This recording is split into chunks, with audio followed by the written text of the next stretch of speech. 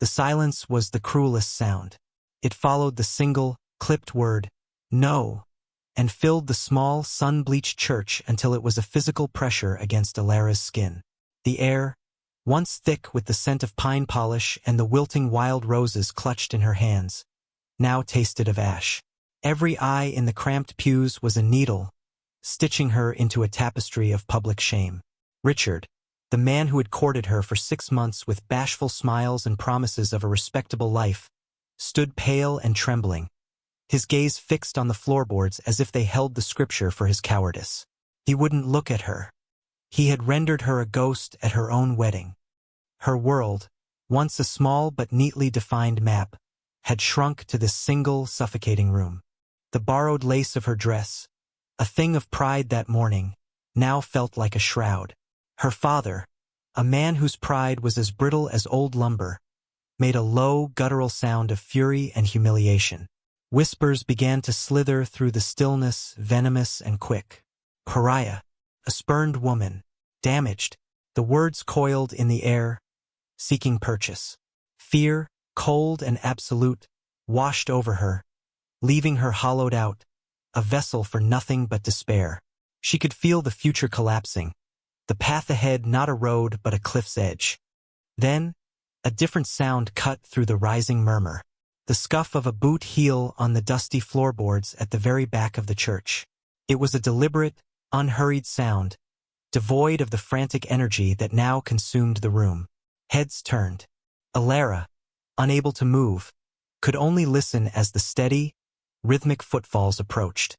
A figure emerged from the shadows of the rear wall, moving past the gawking townsfolk with an indifference that was its own form of power.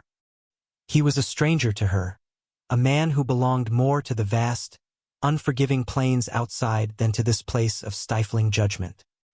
He was tall and lean, clad in worn denim and leather, his face weathered by sun and wind into a mask of stoic neutrality. Dust clung to him like a second skin. He had been an unnoticed presence, a specter at the edge of her ruin, and now he walked directly toward the altar, his gaze not on the disgraced groom or her aghast father, but on her. He stopped a few feet away, the silence falling again, this time one of confused anticipation. He said nothing. His eyes, the color of a stormy sky, held a quiet intensity that did not pity her but simply saw her. In his hand he held no weapon, no offering of coin or comfort. He held a single braided leather rein, attached to nothing, its end dangling near the floor.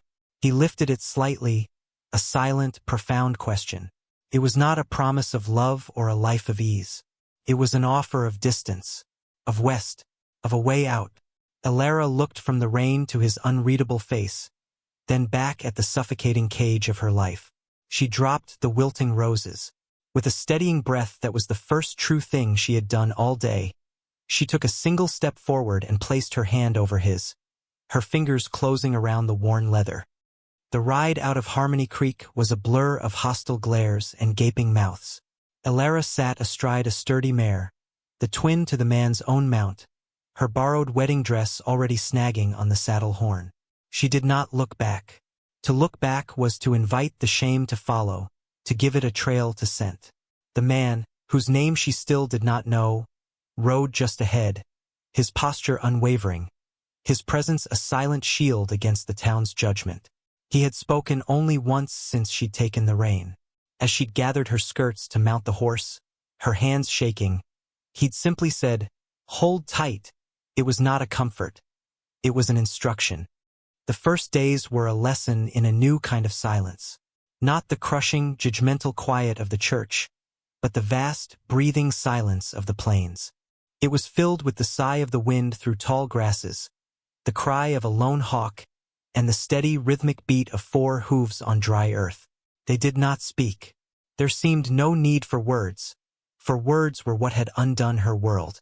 Actions were the new language. He would rise before the sun, his movements economical and sure as he tended to the horses. He found water in places that looked utterly barren, his eyes reading the land in a way she could not comprehend. He hunted, returning with a rabbit or a grouse, which he would cook over a small, smokeless fire, always giving her the better portion without comment. Alara's internal world, once consumed with Richard and the small society of Harmony Creek, began to expand, then empty. The grief and humiliation were still there, a hard stone in her gut, but the sharp edges were being worn smooth by the sheer effort of survival. The sun beat down on her, browning her skin. The wind chapped her lips. The fine, delicate dress became a casualty of the journey, its lace hem torn to shreds by sagebrush, its pristine white collecting the red dust of the earth. She stopped seeing it as a symbol of her failure and began to see it only as cloth, increasingly impractical. One evening, by the low light of the fire, she methodically tore the ruined skirts into manageable strips, using one to tie back her hair and others to bind a blister on her heel. He watched her, his expression unchanged, but she felt his gaze as a form of acknowledgement. She was adapting. She was enduring. He remained an enigma. She learned him not through conversation but through observation. The way he always positioned himself between her and the open darkness as she slept. The slight, almost imperceptible tensing of his jaw when he scanned the horizon. The gentleness with which he handled the horses, his hands as sure and quiet as the rest of him. She saw scars on his knuckles and a faded brand on his forearm, half hidden by his sleeve. History she could not ask but could feel the weight of. Trust was not a decision she made but something that seeped into her, as slow and patient as the changing light. It was the trust of a drowning person in the solidness of the log they cling to. He was solid. He was real. In a world that had become a phantom limb, he was the only thing that felt true. One night, a sudden, violent storm broke over them. He pulled her under the meager shelter of a rock outcropping, draping his own dry coat over her shivering shoulders as rain lashed down. Huddled in the dark, the scent of wet wool and rain-soaked earth filling her senses, she realized she was no longer afraid. Cold, yes.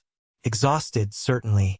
But the terror that had owned her in the church was gone, replaced by a grim, quiet resolve. The threat, when it came, was a speck on the horizon behind them, a dark mote against the endless blue of the sky. He saw it first.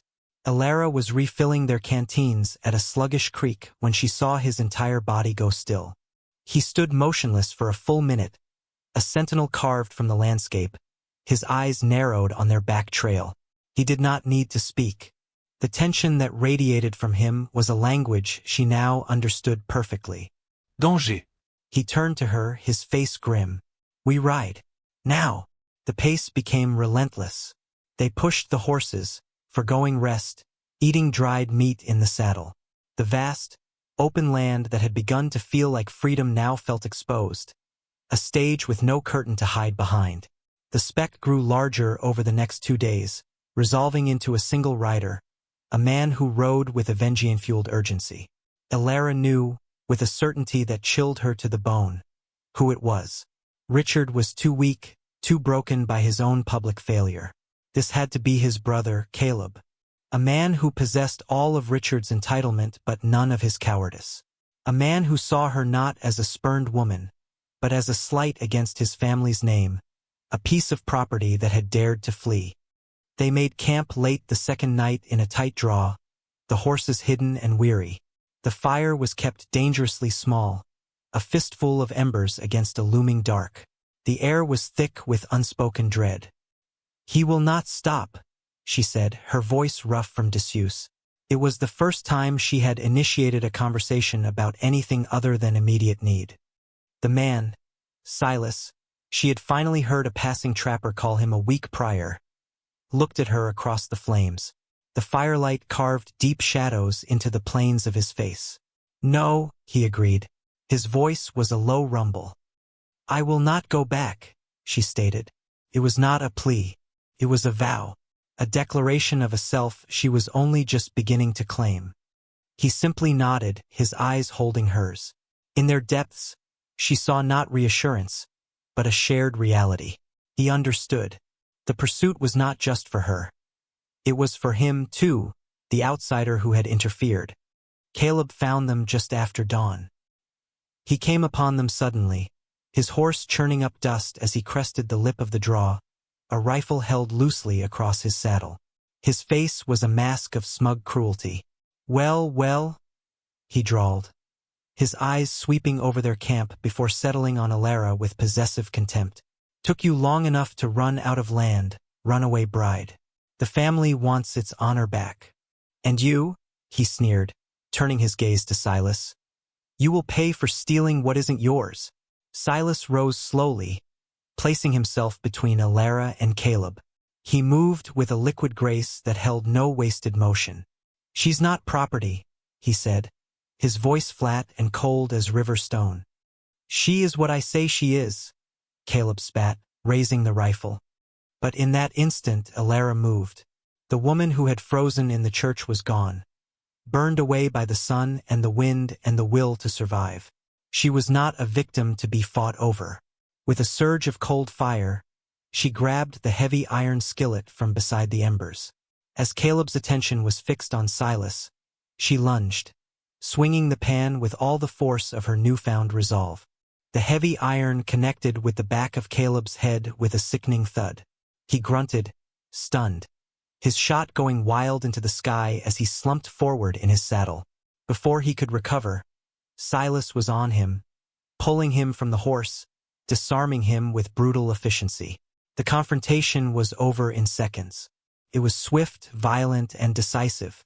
Silas stood over the groaning man, then looked at Alara, who stood panting, the skillet still clutched in her hand like a shield.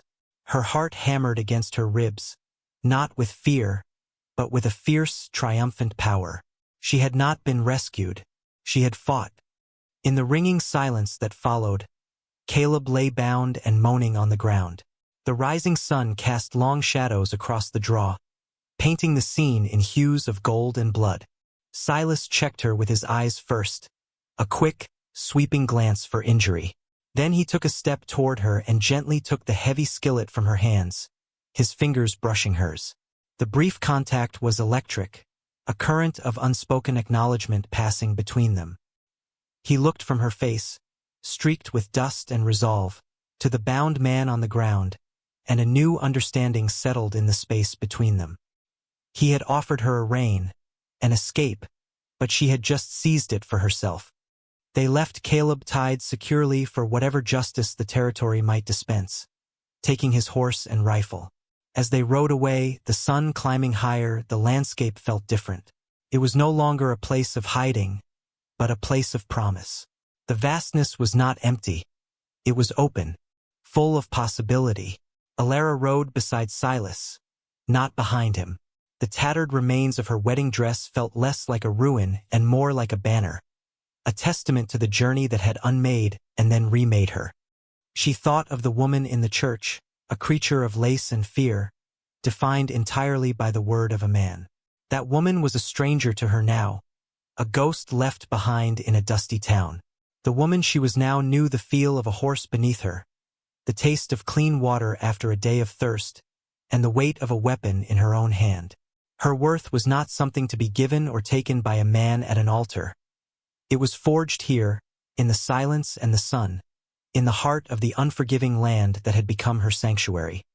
"Silas," she said, her voice clear and steady in the morning air. He turned his head, his expression as quiet as ever, but his eyes were waiting. "Where are we going?" she asked. It was not the question of a frightened passenger, but of a partner consulting a map. He looked west, toward the jagged line of distant mountains that pierced the sky like a promise. A faint, almost imperceptible smile touched the corner of his mouth. "West," he said, "wherever the trail leads." It was enough. It was everything. Together, they rode on, two solitary figures moving as one, not fleeing a past, but riding toward a horizon they would meet on their own terms.